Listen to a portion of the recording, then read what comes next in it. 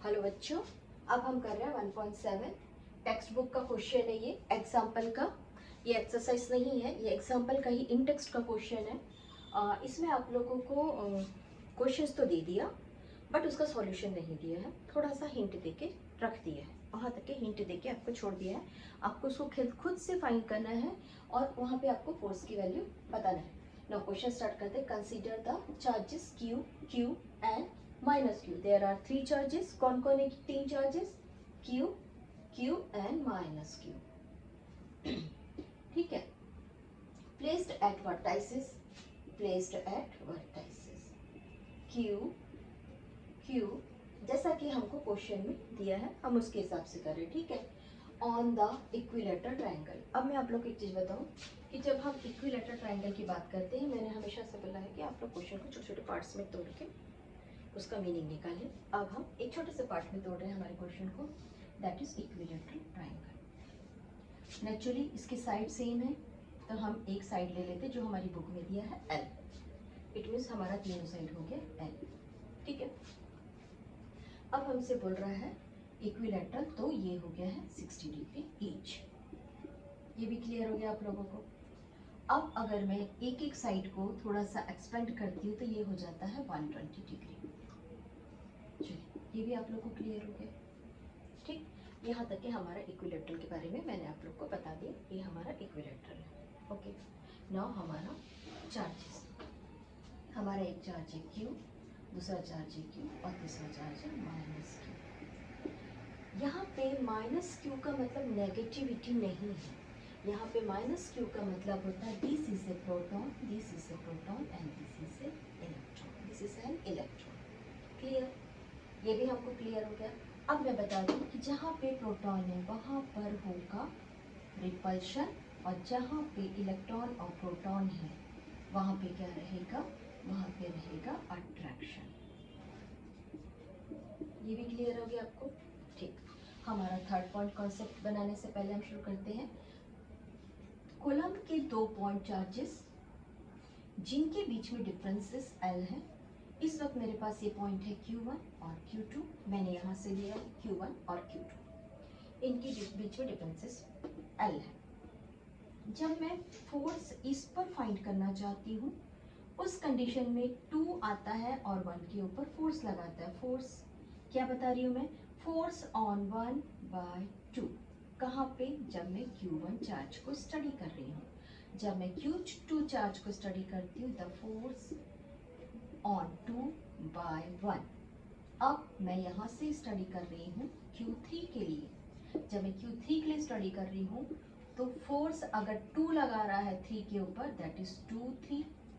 अगर 3 लगा रहा है 2 के ऊपर तो ये हो जाएगा 4, 3, 2। यानी कि हम क्या पढ़ रहे हैं? Force 1, 2 means on and by, due to और बाय 2।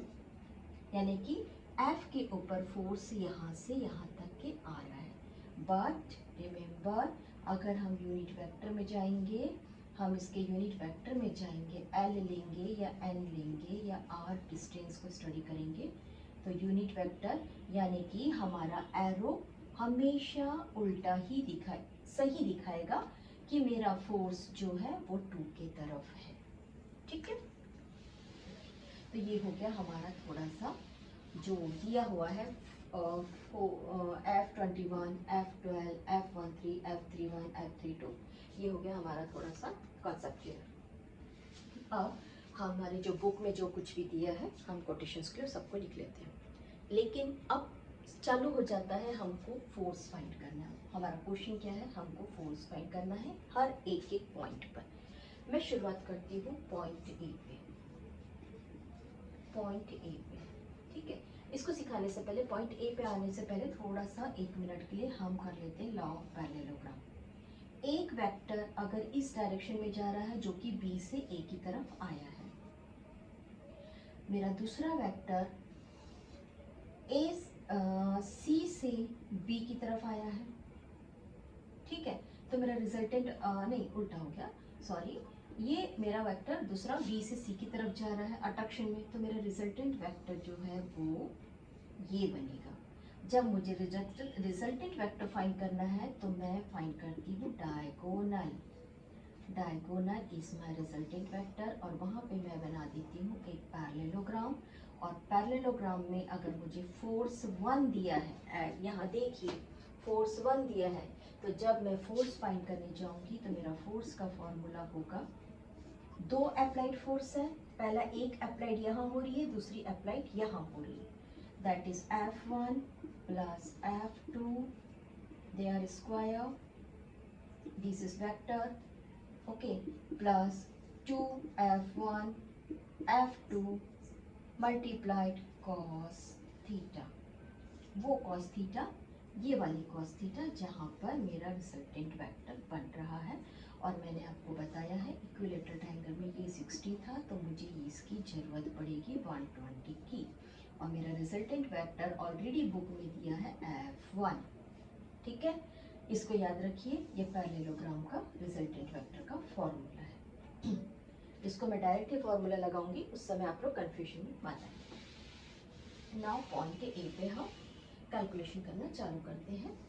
पॉइंट ए, मेरे पास ये पॉइंट ए है जहाँ पे मेरा Q1 है, और ये मेरे पास पॉइंट बी है जहाँ पे मेरा Q2 चार्ज है। नेचुरली मेरा फोर्स क्या रहेगा, फोर्स रहेगा 1 2, क्लियर।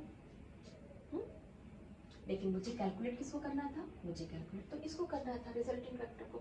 मैं इसको कैलकुलेट करके क्या करूं, मुझे तो इसे कैलकुलेट करना ही नहीं है। तो मुझे, मैं एक काम करती हूँ, मैं डायरेक्टली अपना एक फोर्स का फॉर्मूला लिख देती हूँ, फोर्स इक्वल्स टू के। और क्योंकि चार्जेस आपस में बराबर है, it means this is my formula. ये मेरा फोर्स का कोलम्ब का लॉ लग गया। अब मैं फाइंड करने आ जाती हूँ रिजल्टेंट वेक्टर F1। जब मैंने F1 रिजल्टेंट वेक्टर फाइंड किया तो यहाँ से देखा कि इस पर एक पहला फोर्स लग रहा था, दैट इज फोर्स 1 2, ठीक, फोर्स 1 2 स्क्वायर। इसको अंडर रूट के अंदर लेंगे अभी, ये सारे वेक्टर्स, ठीक है, हम वेक्टर्स में चल रहे हैं, ठीक। अब यहाँ पे इसी Q1 पे ऊपर से माइनस इलेक्ट्रॉन जो है वो अट्रैक्टिव फोर्स लगा रहा है। यहाँ से जो माइनस Q था वो एक अट्रैक्टिव फोर्स लगा रहा है इसके ऊपर। तो ये फोर्स जा रहा है कहाँ से, देखो बच्चों, 1 से लेके 3 तक, फोर्स 1 3 स्क्वायर। अब same to same 2.12 sorry F12 point F13 point cos 120। ये हो गया मेरा पैरेललोग्राम का लॉ। अब मुझे पता है कि मेरे सभी चार्जेस इक्वल हैं, ये सभी मेरे चार्जेस इक्वल हैं, इट मीन्स अप्लाइड फोर्स भी इक्वल ही चलेंगे। तो मैंने इन सब की वैल्यू नॉर्मली F रख दी। Now this is F, normally मैंने रख दिया F, इट मीन्स ये F square plus 2F cos theta की जगह cos 120 की वैल्यू -1/2, ओके। क्योंकि ये सब मल्टीप्लाइड साइन पे है, इट मीन्स इससे ये कैंसिल हो गया। ये दोनों मिलके हो गए 2F प्लस ये दोनों मिलके हो गए F स्क्वायर 2, और ये माइनस साइन था, इट मीन्स ये हो गया माइनस, ठीक। अब 2 में से 1 गया, आंसर आया हमारे पास F स्क्वायर। इट मीन्स मेरा F1 किसके बराबर हो गया, मेरा F1 हो गया, मेरा F1 ये सब के ऊपर वेक्टर साइन है, हम वेक्टर्स में चल रहे हैं, ठीक है। अब मेरा F1 किसके बराबर हो गया बच्चों, अगर अंडर रूट से स्क्वायर कट गया तो मेरा F1 हो गया F के बराबर। मैंने पहला प्रूफ कर दिया F1 एक फोर्स F के इक्वल है, ठीक है ना। हम चाहते तो यहाँ पे F का जगह पे F12 लिखते, फिर इसको यहाँ लिखते, फिर इसको यहाँ लिखते, बहुत बड़ा हो जाता और कंफ्यूजन पे कंफ्यूजन क्रिएट होता। तो हमने इसको फाइंड किया। अब same to same similarly on point B, point B पे भी सेम टू सेम रहेगा। यहाँ पे मुझे F2 दिया है तो F2 फाइंड करूँगी सिमिलरली, सिर्फ इसकी वैल्यू चेंज होगी, ये हो जाएगा 2 1 और ये हो जाएगा, यहाँ से फोर्स लग रहा है नीचे की तरफ, यहाँ से फोर्स लग रहा है, तो ये हो जाएगा 2 3, ये हो जाएगा 2 3 और ये हो जाएगा 2 1। ठीक है, किस कंडीशन में? For B. ठीक, उसके बाद हम उसको भी हमको मालूम है Q1 Q2 चार्जेस बराबर है, तो फोर्स भी अप्लाइड बराबर ही कर रहे हैं सब, तो ये हो जाएगा हमारा फोर्स इक्वल्स टू, और सेम टू सेम हमने F2 पर भी F फाइंड कर लिया। Now this is for point B, this is for point B and this is for point A। यहाँ तक तो हमको कोई कंफ्यूजन नहीं है, इसको आप लोग नोट डाउन कर लीजिए। और जो छोटे छोटे कोटेशंस लिखना है कि इक्विलेटरल में लेंथ L लिया हमने, Q चार्ज Q2 पे चार्ज ये था, Q1 पे चार्ज ये था, ये सारी चीज़ें आप एनसीईआरटी से नोट डाउन कर लीजिए। ठीक है, अब यहाँ तक के सब ठीक है। अब हम आते हैं हमारे C पॉइंट पे। हम किस पे आ रहे हैं? हम आ रहे पॉइंट C पे।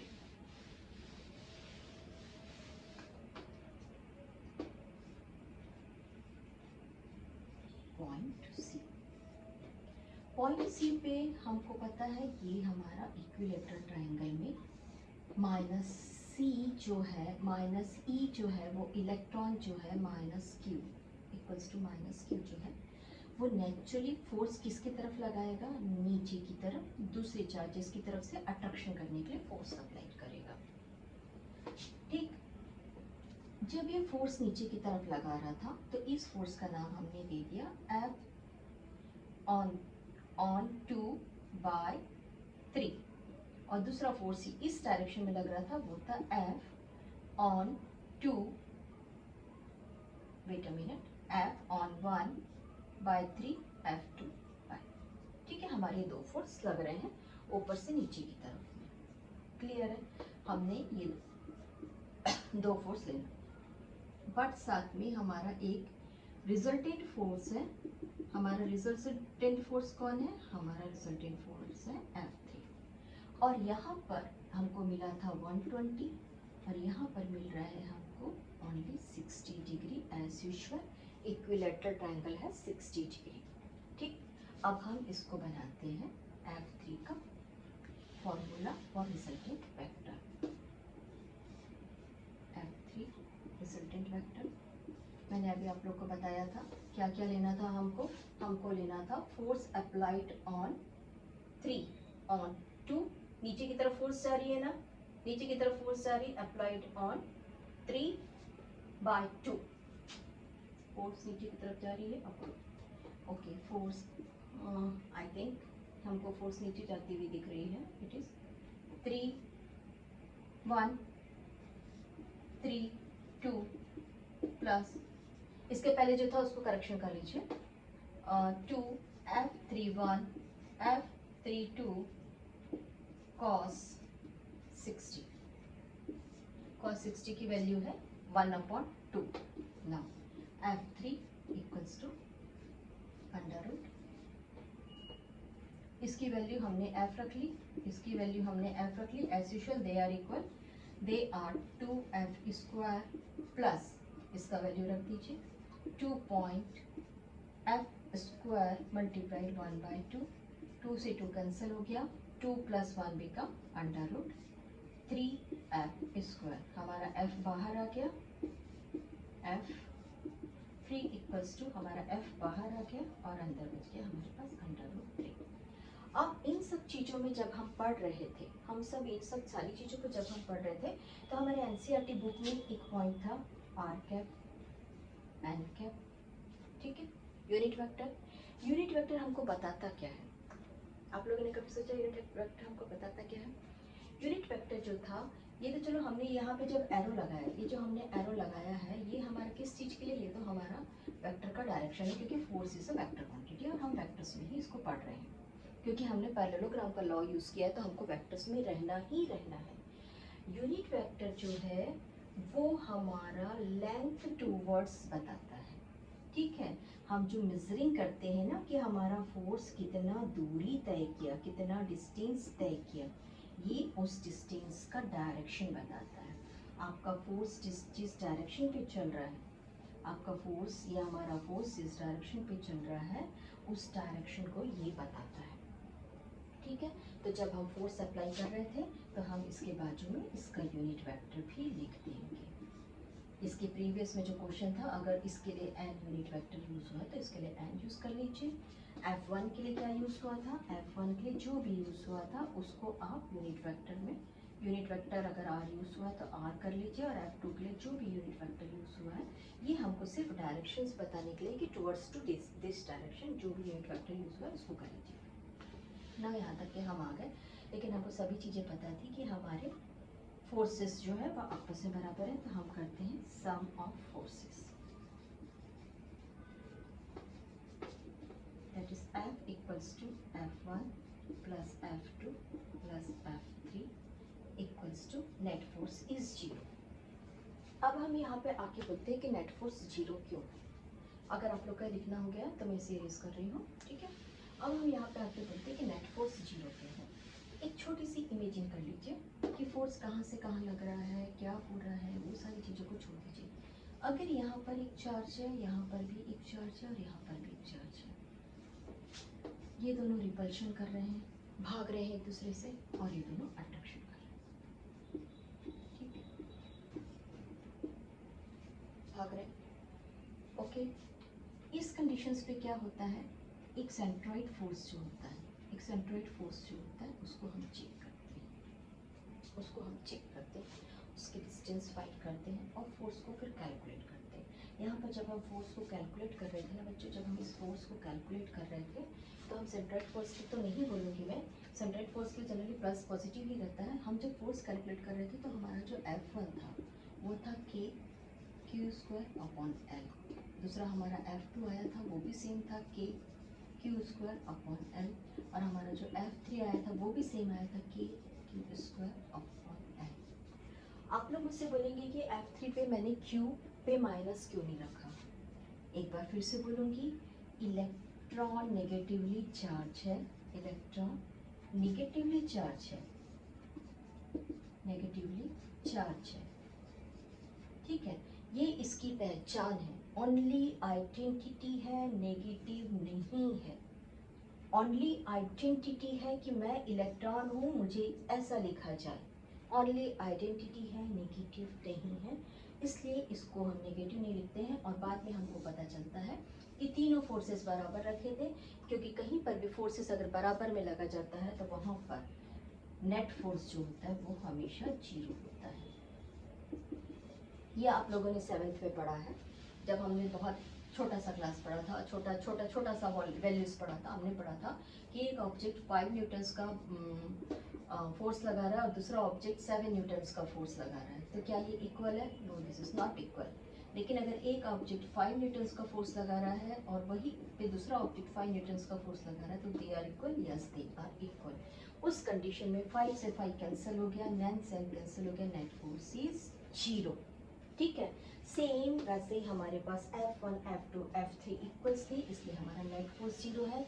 और आप लोगों से कहा गया है कैलकुलेट द फोर्स, तो आप लोग फोर्स को ऐसे कैलकुलेट करेंगे पैरेललोग्राम का फॉर्मूला लगा के, पैरेललोग्राम रिजल्टेंट फॉर्मूला लगा के आप तीनों भी फोर्सेस लिखेंगे और उसके बाद तीनों को इक्वल शो करेंगे।